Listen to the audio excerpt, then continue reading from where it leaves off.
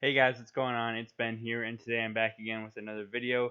The subject of today's video is again going to be more in the movie realm, and today I'm going to be talking about basically a new series that I'm going to start doing. Not consistently every single video will be this, but like periodically I'll be doing it.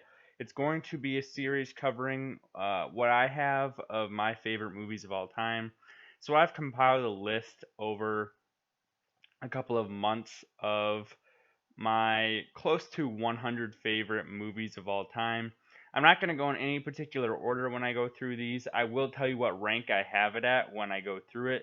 Um, but basically, I'm going to be doing a review of the movie, what I like about it, what I don't like about it, different aspects like the acting, the directing, the writing, the cinematography, and like basically whether you should watch it or not based on your own taste. So that being said, I'm going to get into the first here, and the first one that I'm going to talk about, I think it is a good one to talk about right now because of its timeliness, excuse me, and that would be The Irishman. So The Irishman is, yes, indeed, one of my favorite movies, and I know it's very recent, so there may be a little bit of recency bias, but I do enjoy the movie a lot. It is a long movie, which I think most people know. It's 3 hours and 30 minutes. It stars Robert De Niro, Al Pacino, and Joe Pesci, and it revolves around the story of um, basically Jimmy Hoffa, played by Al Pacino, and his involvement with the mafia, and the mafia's involvement with the Teamsters, which is what Jimmy Hoffa was in charge of, and then along with just other things that they had their hands in. It spans quite a few years, basically the 1950s to the 19 actually up until like the 2000s. Um, and yeah, as I say, Robert De Niro, Al Pacino, Joe Pesci with supporting roles from Anna Paquin. Also got supporting roles from Jesse Plemons and Ray Romano. Overall, let's see here. If I'm going to break this down category by category, let's start with acting because I feel like that's the one that jumps off the page first for most people when watching this movie. I think it is brilliantly acted by most everybody involved, but really who I'm going to focus in here on is the three main leads, De Niro, Pacino, and Pesci. I think that they all just knock it out of the park with their roles. This is a sort of an unpopular opinion with people I've talked to about this movie, but it's my favorite De Niro role of any serious movie that I've seen him in. And yes, I've seen Raging Bull. Yes, I've seen The Godfather and Part Two, and yes, I've seen um, Taxi Driver. And I don't know, just this role. This role just does it for me. Not a lot of actors can pull off subtle acting. A lot of people think that to do acting you have to be over the top. Robert De Niro plays his role with such nuance and subtleties that really make him feel like a real person to me. And the character he's playing was indeed a historical person, but the character on screen feels like a real person. And I just think that there are certain scenes where uh, there's one scene between him and Pesci where De Niro doesn't even really speak during the scene, but it is like a 3 minute scene, and De Niro is just really listening to a conversation, a one sided conversation. Pesci's telling him all this stuff, and De Niro just sits there, and through his facial expressions, just those, he does some of the best acting I've ever seen him do, and I really liked it. Um, Beyond De Niro, you also got Pacino, who this role seems tailor made for. He gets to combine sort of what his style has become of being a loud, brash character with also just some serious, let's get down to business acting. He has a Golden Globe nomination for Best Supporting Actor. I strongly feel that he will be a Academy Award nominee for Best Supporting Actor. Uh, he he just he isn't playing himself because Pacino has taken on roles sometimes where he just plays Al Pacino, a guy who yells a lot basically, and he doesn't do that here because the character is much more nuanced than just a guy that yells. It's a confident character in Jimmy Hoffa. It's a guy who um, he has he has a self awareness that's limited in certain aspects and very deep in other aspects, and that plays out through both the plot and Pacino's acting and delivery of lines. I think he's really a very deep character in a lot of ways, and a very shallow character in a lot of other ways. And I think um, that Jimmy Hoffa is such an interesting historical figure, and Al Pacino really does well with the role, and he really does a good job of portraying a guy who's paradoxical in a lot of ways. Is what I've been saying. He's both deep and shallow at a lot of the same time, where he can be profoundly intelligent and um, like just profoundly intelligent and knows what's going on and can tell you this, that, and the other about a certain situation. And then in others, he's really has a limited scope to understand what's going on and really overplays his cards and is overconfident with what's happening and doesn't really fully realize the situation at hand. And I think that's a really hard tightrope to walk between playing a character that's simultaneously like um, street smart, book smart, but also not that street smart and sometimes not that book smart. And I think Pacino really walks that tightrope well. Um, Joe Pesci, again, like De Niro, he puts in probably the most subdued role of his career, you'd say. He plays a mob boss, a very quiet mob boss who's one of the old school guys who just sits in the background quietly, doesn't yell at people, but you all know that he has the most power of anybody in the room, and he commands the most respect of anybody around, and he really controls what's going on, and but he doesn't have to lift a finger to do it, sort of thing. And that's probably the most powerful kind of gangster there could be. So he's very reserved in this role, very quiet. His line delivery is very calm and soothing. And it's really different for Joe Pesci. And I think because of that, and because he so staunchly went against typecast for this movie, it's one of the best roles he's ever turned in. He got a Golden Globe nomination for Best Supporting Actor. I could see an Oscar nomination coming his way. Yeah, he also just turns in a great performance. So I really like the subdued, nuanced performances from Pesci and De Niro, and I really like the tightrope walk that Pacino does for his very complex character. As far as directing for this movie, I think Scorsese does a very good job, as he most always does. I think it's very from themes and stuff like that, and from um, some dialogue that he probably had a hand in crafting a little bit of, and from some, um, I probably what am I saying? He was part of the writing team for this, so he definitely had a hand in it. It feels like a very thematically similar to Goodfellas and Casino, but also distinct enough and different enough that it does stand on its own.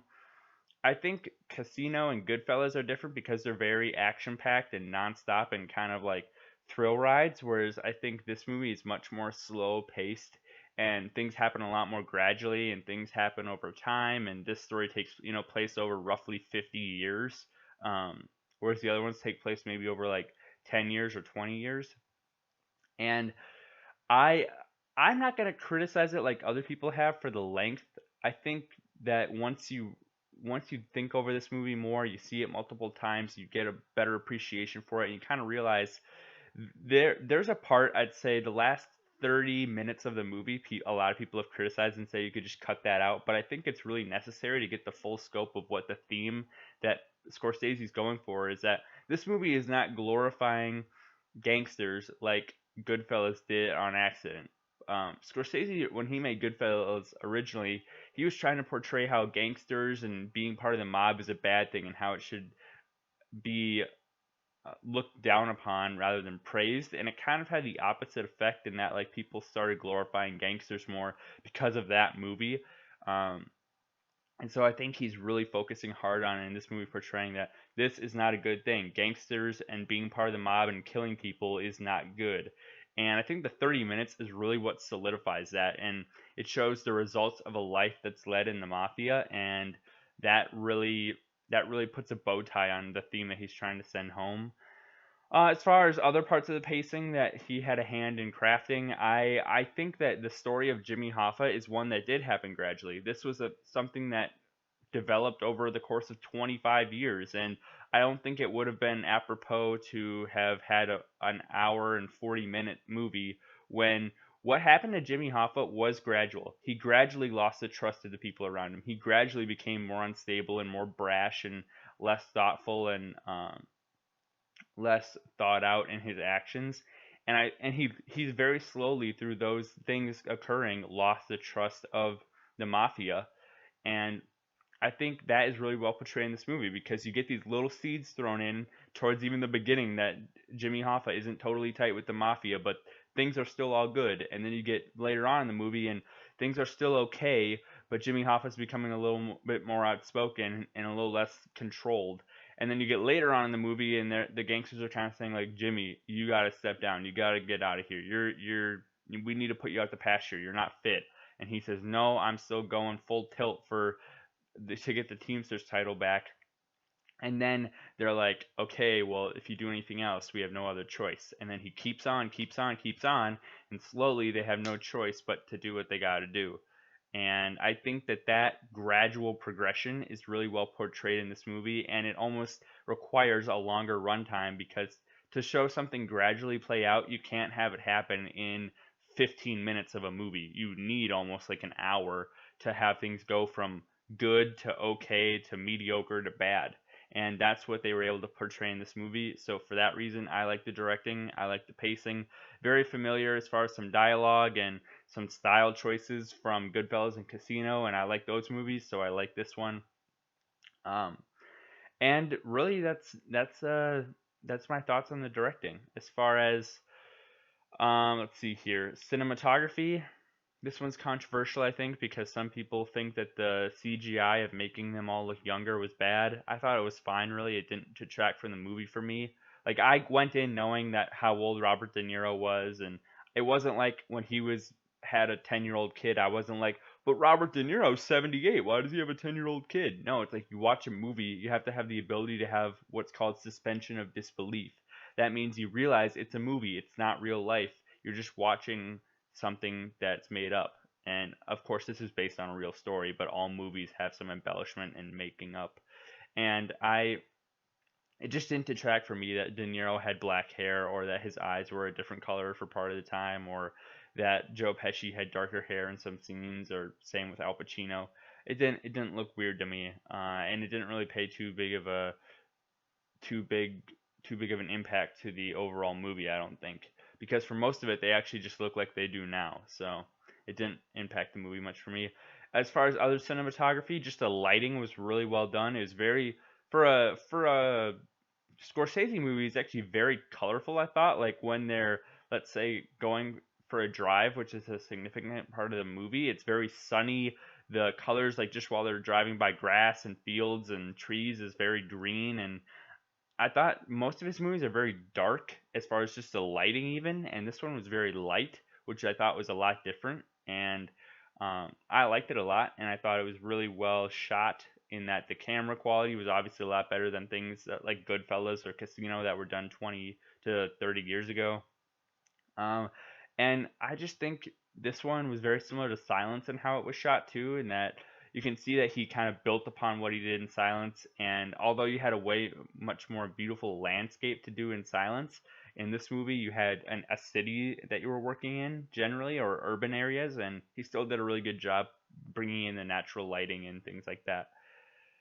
Let's see here. As far as writing, I kind of touched on that with the pacing and the acting a bit too, but I think that the dialogue is pretty snappy and pretty good, like it has been in most Scorsese movies, and I like the writing a lot. Um, there were some parts where I was watching it saying this could be cut out because it's just like characters bantering that didn't really add anything to the story. There are a few little things like that that I think could have been taken out, but overall, I liked it quite a bit. To get to the things that I like best about the movie, definitely the acting was the best thing for me, and the just the progression of how gradual things occurred. I kind of touched on that earlier too, but I think that that was really necessary for this story to be told correctly. So the acting and the pacing actually were two of the things I liked the best about it. Things that I didn't like about it, or things that people generally won't like about it. People just don't really have patience anymore to watch a movie that's over 2 hours. So having to sit down and watch a 3.5 hour movie, a lot of people will see that as a chore. A lot of people will probably say they got bored at some point, or that that last 45 minutes should have been cut out. They can have those opinions, and everybody's entitled to their own. It's all subjective.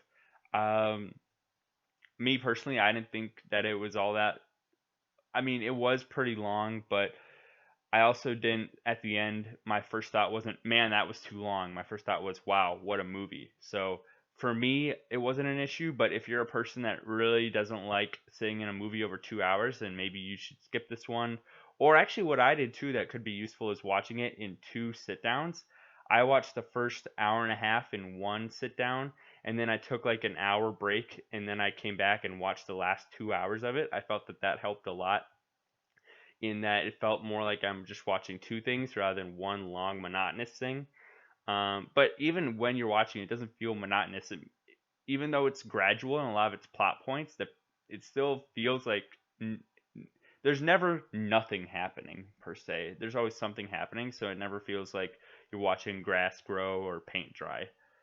Other things that you may not want to watch if you don't like violence, you don't want to watch this movie. There's actually not very much violence, but I mean there is some shooting and people dying and stuff like that.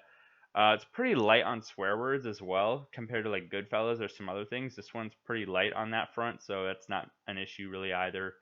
Um, Trying to think of other reasons you might not like it. If you don't like history, this is a pretty history heavy movie because it takes place in over 50 years of American history. So if that's just not your subject, then don't watch it. But do watch it if you want to learn about Jimmy Hoffa and Teamsters and gangsters and Teamsters. If you don't know, that's like how workplaces have unions. And Jimmy Hoffa had a huge. He basically was the person that made unions a thing in the United States. So if you're interested in that at all, you'll learn a little bit about that. And then ultimately, I think I touched on what I like and I touched on what I didn't like. So let's see here, what's left. That's actually really it, guys. So overall thoughts: great acting, good directing, like the style. I'm a big fan of these Scorsese mafia movies, so it's right up my alley. But you may like it for different reasons, or it might not really be your cup of tea. It's all subjective. Thanks for watching, guys. Hope you enjoy the video. Hope you go out and watch The Irishman if you haven't already, and I hope you have a good day. Bye.